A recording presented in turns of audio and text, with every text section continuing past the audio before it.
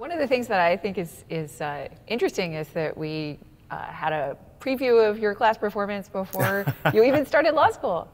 So yeah, PDLG does a first-generation law student program, and it was a week before classes even started. And so came out, and you were one of the teachers of civil procedure.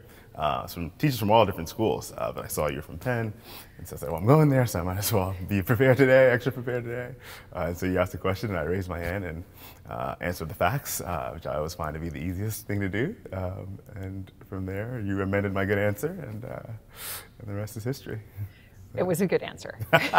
And I would slightly disagree. I'm not sure it's always easy to state the facts, but I remember you did a very good job. So the only part of your answer that I thought wasn't quite right was I had asked students to say their last name, and you said Gyasi. And I thought, his first name is Gyasi, that's not his last name. And then I learned differently. It is. So Gyasi, spelled G-Y-A-S-I, West African. Originally, my parents are from Ghana. I was born in the States, but lived in Ghana for about 10 years. So Ebenezer Gyasi, but Mr. Gyasi would be my last name. Yeah. And so I knew afterwards that you are Mr. Gyasi in class, Ebenezer outside of class. And I can still remember where you sat in civil procedure. When it turned out that you were in my session. I don't know that you hid. As I recall, I relied on you in class discussions quite a bit. You were willing to volunteer to tackle tough questions. Well, as a former football player, it's hard to stay hidden off the sidelines. It's good to kind of tackle them head on. Tackle, I guess. If you're going to be wrong, you're going to be wrong full speed, as opposed to timidly so. Well, I don't know about your being wrong. The thing that I remember, I was thinking, what do I remember most clearly, beyond the fact that you were willing to jump in to class discussions, which not everyone is willing to do that first semester, but also, and thereby you earned the instructor's gratitude. But the thing that I really liked, I don't know if I told you this at the time, your answers tended to draw connections between what we were talking about that day and topics we had either covered before or things we might cover later in the course. And it was that kind of synthetic ability to synthesize things that we were doing in different portions of the course. Yeah. It's not a usual thing for 1L students to do right off the bat. And it was wonderful. So I don't know if you realized that you know. I didn't realize it as much, except for I always like to go back and refresh my memory and look at sort of notes from class before. And I usually had plenty I was confused about, so it was very easy to sort of make that connection. But I think as far as sort of that framework for how I think about things, I think it started in high school. So up at Exeter, we used the Harkness method. And so 12 students, there's a teacher in the classroom, but students really drive the discussion. And that's how you take every class, from English to history, but also chemistry and math. Wow. And so in that class, it wasn't the frequency of your comments that mattered, it was sort of the quality of it. And the quality was measured by how well you sort of tied what different people had said in that day. And so that's what you're just sort of told when you're taking, we call it our junior studies, our kind of Harkness prep. You're taught that that's sort of the goal, that's sort of the gold standard for doing Harkness well, tying together what people have said. And so I think that sort of made an impression on me somewhere along the way, and I've tried to carry that through. Oh, that's in interesting. My other endeavors, yeah. Because it works. I mean, because Civ Pro, it's a big machine. Yeah. And we study it piece by piece, but it's like having the car engine like out on the floor of the garage and picking up each piece individually. But you need to know how it's going to function together. Right. And so I loved that ability to sort of look at how the whole thing works. Yeah.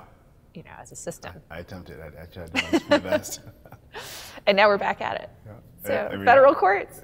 Oh man, that's it for times up a level. Yes. That's right. Yeah, you may have noticed it's the things that I would periodically say in Civ Pro. Right. Oh, this one's too hard for first semester. Yeah. And now we're doing it. Still probably too hard, but you know, with a good spirit and with your instruction, I'm sure we will get there. We will get to the promised land. Or at least we'll become comfortable with indeterminacy. Sure. Because I mean, that's the thing I was thinking about Fed courts is you can view it as this is terrible, there might not be any answer to this question, or you can view it as there might not be any answer to this question, but we can have a really interesting discussion about what the arguments are. Yeah, so that's true.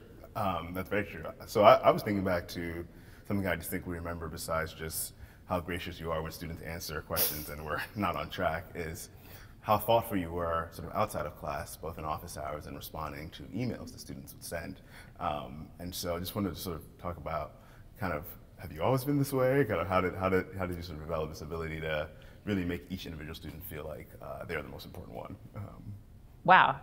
Thank you, and I am very honored if that is indeed something I sometimes achieve.